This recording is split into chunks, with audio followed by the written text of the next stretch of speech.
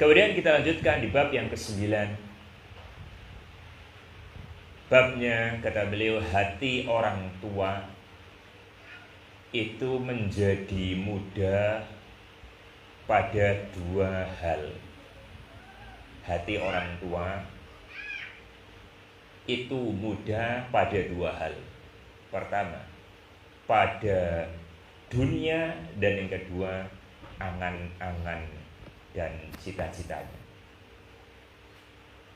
Orang tua dalam kecintaan terhadap wanita sudah mulai lemah.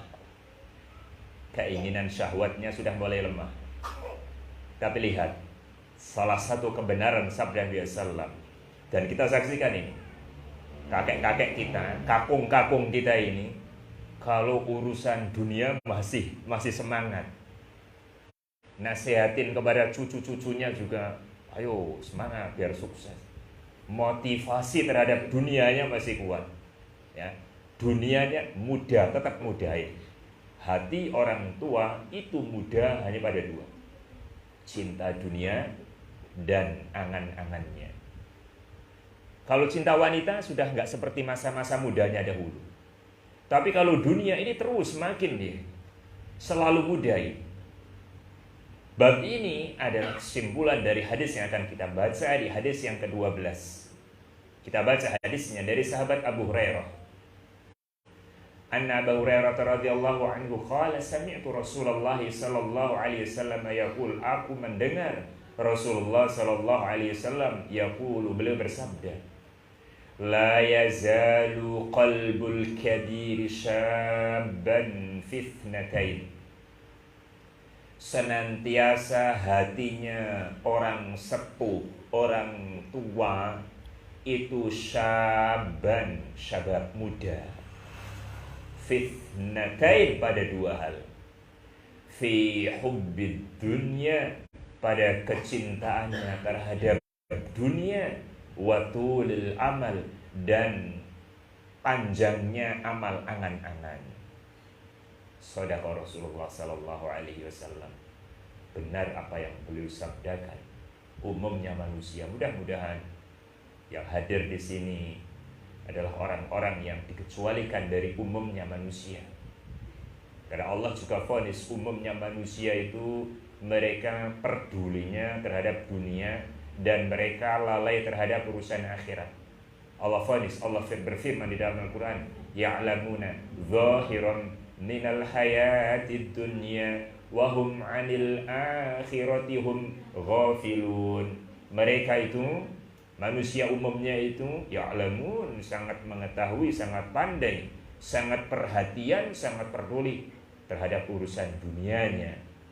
Lalu Allah vonis wahum anil akhirah, tapi tentang urusan akhiratnya wahum ghafilun, mereka itu lalai, enggak peduli. Nabi Sallallahu Alaihi Wasallam telah mengatakan, dan sabda Nabi Sallallahu Alaihi Wasallam ini menjadi bukti apa yang kita saksikan, bahwa orang tua yang keinginan dengan makan sudah nggak seperti dahulu. Gimana dia mau makan dengan enak? Giginya sudah banyak yang ompong, ya. Mau makan sate sudah nggak bisa gigit lagi sudah, ya. Mau makan es krim apalagi sudah tua kok makan es krim. Mau makan yang enak-enak di restoran sudah paling apa itu yang kayak roti yang kalau ditaruh di sini akan habis, itu namanya itu. Biasanya saya ingat ya kakak saya kalau pengennya yang dingin habis sendiri. Brem deh. Nah itu habis sendiri deh. Yang seperti itu. Dalam urusan makan sudah nggak ada. Sudah tua berarti kan. Dalam selera makan sudah tua. Selera dengan wanita juga nggak seperti usia-usia yang baru nikah kan. Usia 30, usia 40 masih seger-segernya, masih kuat-kuatnya. Oh, kalau sudah usia 60 sudah selera dengan wanita berarti sudah tua kan. Jadi nggak muda lagi dia. Selera dengan jalan-jalan keliling-keliling dengan apa namanya, lihat ini lihat itu.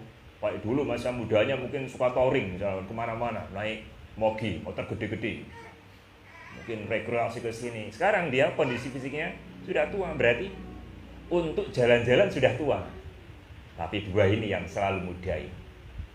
Kalau urusan dunia, dia tetap pengen, dia tetap muda, sehingga dia selalu memotivasi anaknya, motivasi cucunya, sukseskan dunia. Bahkan dia sendiri juga masih begitu senang dengan dunia. Berarti masih muda dalam urusan dunia ya. Yang kedua adalah watulil amal, dan angan-angannya, cita-citanya, harap-harap dalam urusan dunianya. Di sini disebutkan riwayat yang lainnya. Kalau tadi ini riwayat Imam Bukhari nomor hadis 6420.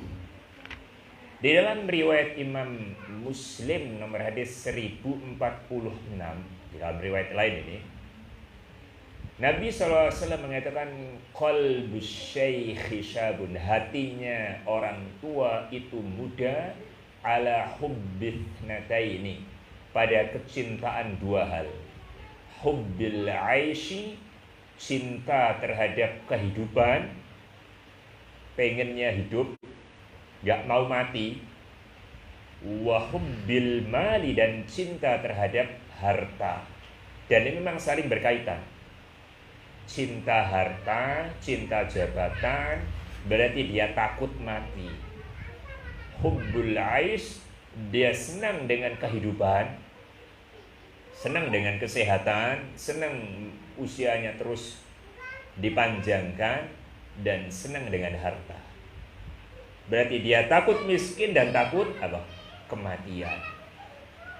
Padahal sebenarnya takut mati sama cinta dunia itu adalah penyakit yang disebutkan oleh Nabi SAW, penyakit kronis yang bernama wahn, penyakit wahn. Ya, hadis yang sahih, Nabi SAW mengatakan, yushiku an tada alaikumul umamu kama tada ala akalatu ala qas'atiha. Hampir-hampir umat Islam akan dikeroyok oleh orang-orang kafir, sebagaimana nampan yang berisi makanan itu dikeroyok oleh orang-orang yang kelaparan.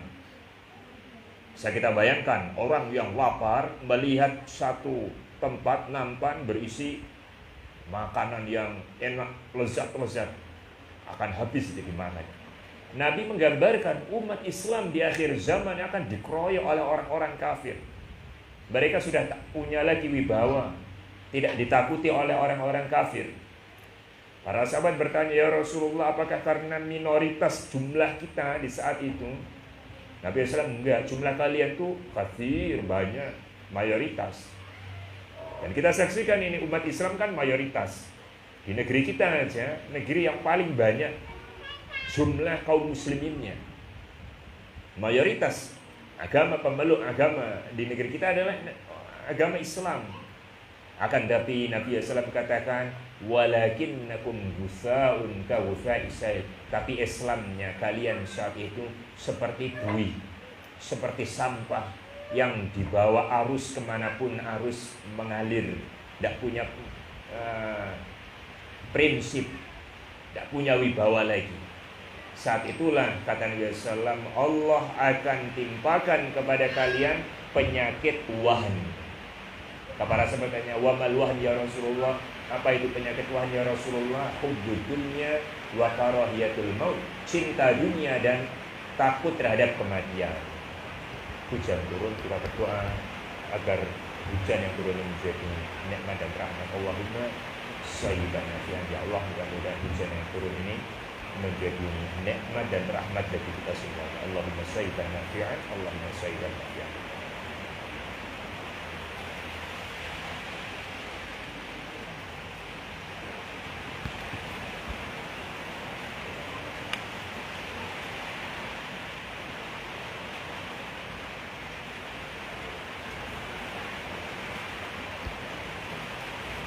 Di dalam riwayat yang lainnya,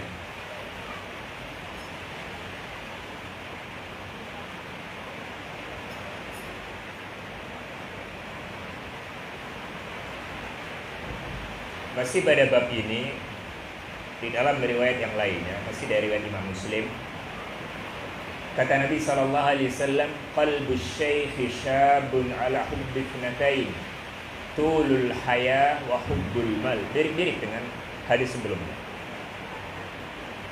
Hati orang tua hati orang yang usianya sudah tua itu tetap masih muda pada kecintaan dengan dua hal. Tulul haya, panjangnya hidup, panjang umur. Tulul haya, panjang umur. Wa hubbul mal, dan cinta terhadap harta. Jadi mirip-mirip ya. Kalau tadi dalam riwayat yang pertama, cinta harta dan angan-angan. Riwayat yang kedua, cinta hidup, takut mati, maksudnya cinta hidup dan cinta harta. Dalam riwayat yang ketiga, selalu pengen panjang umurnya dan cinta dengan harta, saling melengkapi. Ditambahkan lagi di hadis yang ke-13, ini juga mirip dengan hadis sebelumnya. Tapi ini dari Anas bin Malik radhiyallahu anhu qala, dari Anas bin Malik semoga Allah meridhoinya. Qala, dia berkata, qala Rasulullah sallallahu alaihi wasallam, telah bersabda Rasulullah sallallahu alaihi wasallam, yakburu ibnu Adam wa yakbaru ma'ahu ithnan. Saya ulang. Nabi mengatakan anak Adam itu akan semakin membesar, mana semakin tua, semakin tambah umurnya. Wa yakbaru ma'ahu ithnan, dan akan semakin membesar dua halnya itu. Hubbul mali wa tulul umri, cintanya terhadap harta, wa tulul umri, dan pengennya untuk panjang umur. Kalau masa-masa muda ya senang dengan harta, dengan dunia. Karena memang dunia itu dicintai oleh semua orang, dari anak-anak sampai orang tua. Tapi semakin usianya naik, semakin perhatian dengan dunia naik. Salah satu kebenaran hadis ini, yaitulah keunikan manusia seperti ini. Kalau anak-anak senang sama harta, tapi yang penting ada sekarang, sudah bisa beli, bisa jajan. Masalah nanti besok gimana, urusan besok sudah. Anak-anak, kita butuh belajar seperti anak-anak dalam masalah harta dan dalam masalah dunia. Anak-anak itu tidak pernah pusing urusi masa depan. Kita kasih uang, langsung dibelikan, selesai sudah. Gak mikir besoknya gimana, yang penting makan enak sudah ya. Anak-anak senang dengan harta, tapi perhatian dengan harta tidak seperti ketika dia sudah dewasa. Masa muda juga demikian. Walaupun orang mengistilahkan supaya nggak tahu cara merawat harta, hambur-hamburkan harta. Karena dia memang gregetnya dengan harta itu tidak seperti ketika tambah usianya. Semakin tambah usianya sudah 30, 40, semakin dia senang ngumpulkan harta. Saya tanya ya, dari mulai anak-anak sampai tertua, yang paling senang mengumpulkan kan yang sudah tua. Ya masa muda ya butuh lah, kita nggak mencela nabung ya, itu dibolehkan. Dan masa sekarang juga kita butuh untuk nabung ya, untuk ibadah. Misalkan kalau ada kesempatan dan rezeki, kita bisa umroh, bisa haji. Saya nggak mencela nabung ya, tapi yang kita sampaikan di sini yang menjadi perhatian kita adalah perhatiannya terhadap dunia, sehingga kadang menelantarkan akhiratnya, menelantarkan kewajibannya demi mengumpulkan harta-harta setiap harinya. Makanya Imam As-Suyuti, beliau pernah menasihatkan kita ini, diantaranya kita ini belajar anak-anak dari anak-anak pada dua hal. Dalam urusan terhadap rizki, sama dalam urusan rizki, anak-anak itu lebih baik daripada orang tua. Rizki itu yang penting saat itu ada. Masalah besok itu masalah besok lagi. Makanya Rasulullah SAW suruh kita tawakal seperti tawakalnya seekor burung. Dalam masalah rizki, kita tawakal seperti tawakalnya burung. Bagaimana burung itu? Taghdu khimasan wa taruhu bitonan. Pagi hari, apa namanya itu? Tembolok ya. Perut temboloknya burung kempes. Sore hari sudah penuh. Tidak ada yang mereka bawa, kemudian mereka simpan. Besoknya gimana? Setiap hari perutnya kosong, berangkat kosong, pulang sudah kenyang. Anak-anaknya kenyang semuanya. Padahal burung nggak punya ijazah S1, S2, S3. Burung tidak ada keahlian nyolder, keahlian elektronik, keahlian bengkel. Keahlian cuma terbang. Tapi setiap hari dia dapat rezeki Allah Subhanahu wa taala. Bukan berarti kita diam. Buktinya burung cari kerja. Nah ini. Tawakal yang sebenarnya ini di sini Bapak Ibu sekalian. Dia berusaha, hasilnya diserahkan kepada Allah. Burung itu kan bukan pagi hari diam sambil bingung gitu. Datanglah harta, enggak. Terbang kemana-mana, usaha dulu. Dan pasti Allah akan berikan hasilnya. Jadi seperti itu. Kata Imam Suyuti, belajarlah masalah rizki ini pertama kepada anak-anak. Coba anak-anak itu, mereka tidak terlalu takut terhadap masa depan. Tidak pernah stres dengan masa depan. Yang kedua, kita belajar terhadap anak-anak pada hubungan terhadap saudara ketika bertengkar. Saya katakan, anak-anak kalau bermain kemudian marah-marahan, bertengkar, nangis, dendam apa tidak anak-anak itu? Selesai kan? Tidak ada dendam. Ya. Saya mengatakan ini karena saya punya anak biasa bertengkar sama saudaranya, sama kakaknya, sama adiknya, marah-marahan, kadang mukul, kadang nyakar gitu kan. Sore akur lagi. Itu anak-anak. Kalau orang tua kadang masalah sepele terjadi pertengkaran sampai mati nggak mau dimaafkan, dendamnya sampai puluhan tahun. Itu orang-orang tua seperti itu, banyak itu kejadian-kejadian seperti itu. Hanya masalah-masalah sepele terus pendam sampai akhirnya puluhan tahun nggak mau tegur sapa lagi, bukan saudaranya lagi seolah-olah. Subhanallah. Ya, maka kita ini bersama-sama mari selalu introspeksi diri tentang masalah hal-hal yang kurang dari diri kita ini.